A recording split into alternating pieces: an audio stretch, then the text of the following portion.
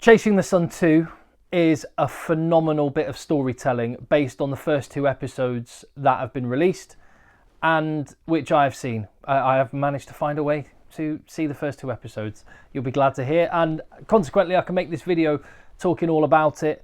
It's phenomenal, and even in the opening moments you get the 3 key ingredients that make this story so special. You get the South African people, and you really feel, and I'm so looking forward to my first ever trip to South Africa in a couple of months' time to go and watch South Africa against Ireland, and then to go and watch South Africa against New Zealand. I've never been to the country.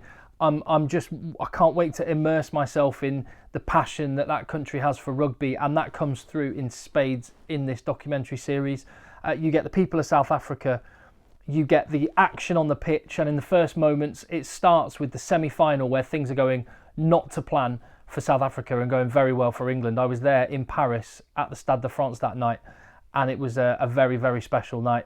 And then the final ingredient you get is access all areas, and you get Rassie Erasmus, who in this series, 2 episodes in, and you could already make a book of amazing Rassie quotes. A lot of them involve some F-bombs, and there was one in this opening moment. So the documentary opens up and we hear Rassie Erasmus say, "You made promises," say to his players at the half-time in that England-South Africa semi-final, "You made promises about how you were going to behave and play and act on this team, and you lied. You're an effing liar." Boom. Cut to opening credits. What a start. And in the opening few seconds, which is only there as a tease about what's to come, you get more access and more emotional connection than you do in the entire Netflix Six Nations series. Netflix, this is how you make a sporting documentary. This is how you showcase what rugby's about. And it's only made me come away, 2 episodes into Chasing the Sun has only made me come away feeling so much more frustrated at the opportunity that there was with Netflix and the Six Nations series, and the opportunity that was missed, because this is what it's about. You get access everywhere. The Netflix documentary, none of this. Anyway, so in we go in episode 1. The players have been called liars. Boom, we're back to the start of the World Cup as South Africa are preparing for Scotland. They've arrived in Toulon, where their base camp is. The game in Marseille, and Rassie Erasmus is spelling out that it's not the cup that they're playing for, it's the people of South Africa. And again, we get a load of that, those images and some characters like this fella who kind of crystallise what rugby means and what the Springboks mean and what winning a Rugby World Cup would mean. Knowing where this is ending, you get goosebumps watching it all the time, and you get a good sense, and that they spell out that things have been getting worse since 2019. The infrastructure, the standard of living is getting tougher for South Africans. So the players, remembering the celebrations from 2019, are now even more motivated to go out and win. And that's what you get from this whole show. It gets across this sense that the players are playing for something far more than themselves, their own family, their own ambitions, and winning a trophy, and the prestige they get from their own rugby career. They're playing for something much bigger. And this is something that, while I was over in France during the Rugby World Cup for 7 weeks, I spoke to enough South Africans and I spent enough time with the fans to really understand myself, and I had no concept of this before. I really spoke to a lot of Springbok fans about just what rugby means, and again, it's one of the reasons why I'm so excited to go later this year. In addition to that emotional side, you've got, again, I talk about access all areas, you've got a real sense of the tactics, the thinking of the coaches. You've got stuff from this guy was a coach at Saracens before the Springboks, an Englishman, Andy Edwards. He's part of the backroom staff. You got a sense of his thinking in terms of conditioning the players, and what you get is a bit of detail from the coaches. You get the vision of what they're doing on the pitch, and then you actually get it translated into matches as well. You get this from Felix Jones looking at the defensive side of things with the Springboks. You see it from all the coaches, and I just love the access you get to all the thinking. Then this series definitely more technical, and there's more detail and more actual kind of rugby nerd stuff, which I just loved, than Chasing the Sun season 1. And also you get the use of media Ways that the coaches find to motivate the players, and there was much more of that in the Ireland episode, which we'll come to. And you just go, oh, I love little moments like this. South Africa got 2 world-class scrums in one squad, and they get to just, they say, well, as the phrase goes, steel sharpens steel. Is it any wonder they're so good at scrummaging when they can just go full bore with 2 world-class packs going up against each other? And you also get, in terms of the emotional side of things, this was a highlight for me. One of the best moment of the whole series so far. Trevor Nyakane using his sleeve to wipe his daughter's nose. But it's the stories like Trevor Nyakane, like Dion Fourie, like Makazole Mapimpi, like Dwayne V Mulan. These guys that are towards the end of their career, some of whom didn't expect to be there at all, in the case of Dion Fourie and Makazole Mapimpi, and what it means to the family of Dwayne V Mulan.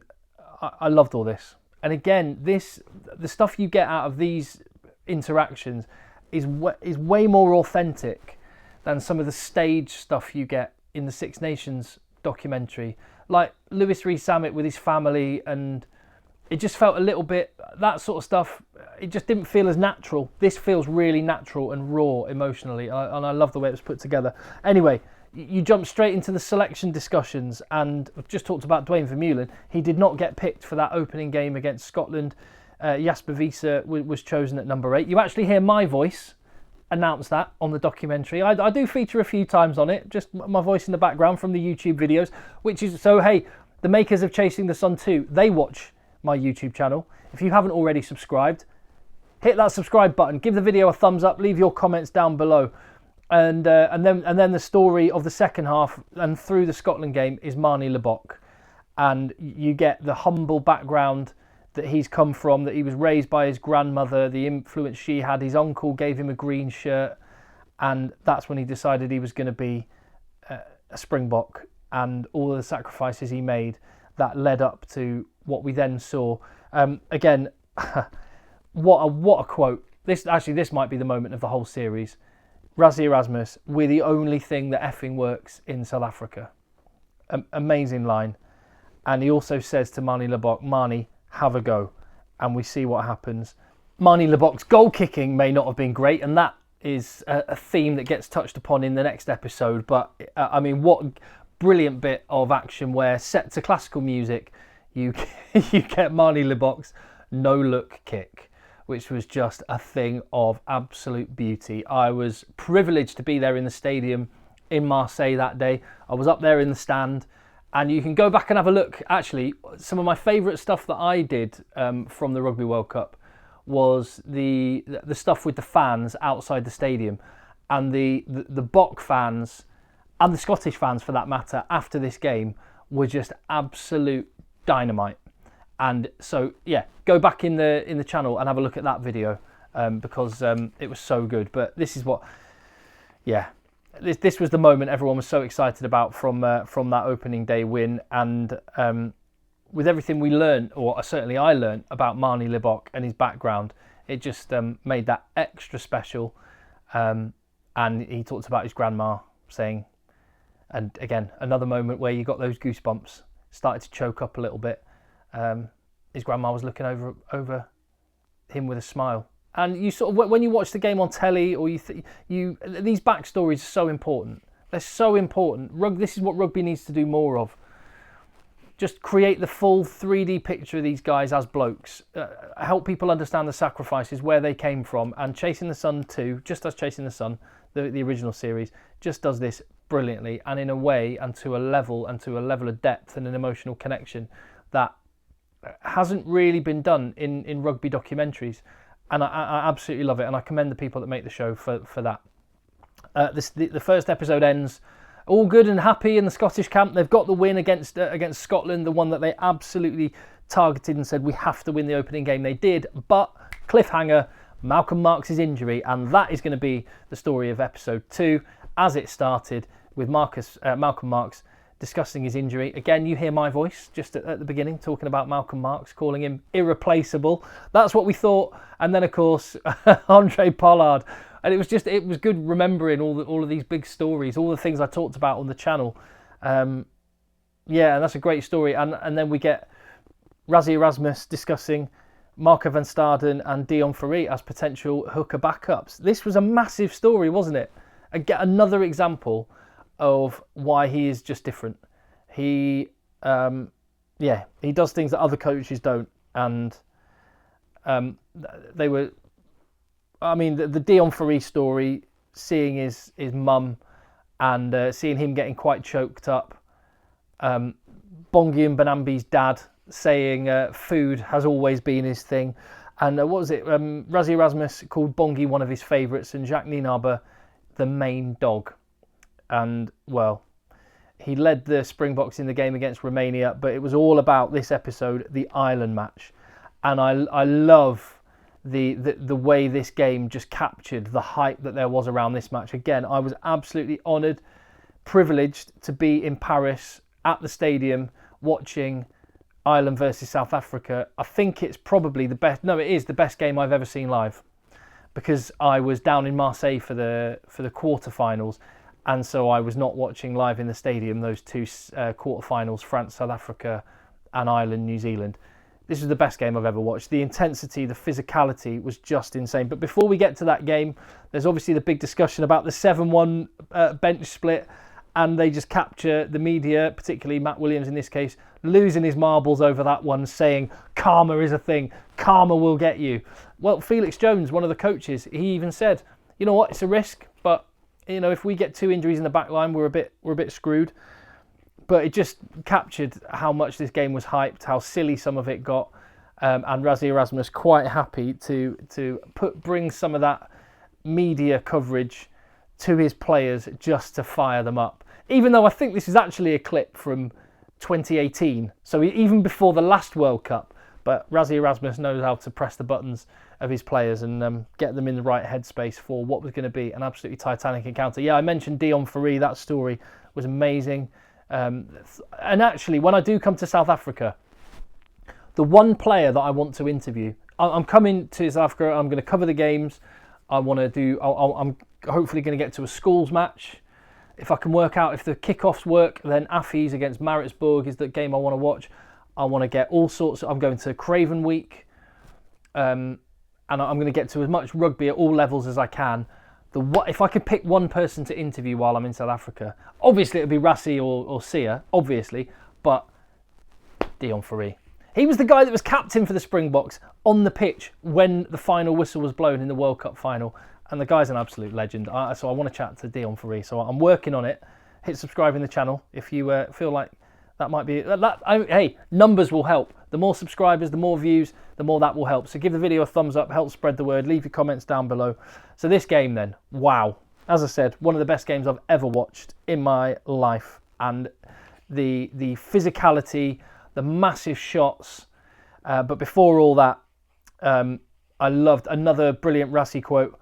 Bongi, before that first scrum, you look the other guy in the eye and tell him you're going to F him up. Another classic Rassie moment. World number 1 against world number 2. The physicality, just absolutely huge. The big shots going in. Eben Etzebeth getting picked up by James Lowe. And ultimately a narrow but very good Ireland win. And because they'd beaten Scotland, you got the South African players going, okay, no need to panic, we're all right about this. However, it was Rassie Erasmus when he was stood on the pitch. Oh, I don't know what... never mind. Doesn't matter. It was Rassie Erasmus when he was stood on the pitch listening to Zombie being played. And one of the last shots of the episode is just Rassie Erasmus looking around the stadium with this song being played and the players saying nothing to panic about, and he goes back into the dressing room and lays it on them. This doesn't hurt enough. This doesn't hurt enough. And that sets up beautifully what we'll get in the next episode, which is the quarter-final. Maybe the greatest game of rugby that has ever been played. The semi-final, which I was there for, and was one of the tensest endings to a rugby game, and just rugby game in general. Terrible conditions, but just intensity of that match was off the charts.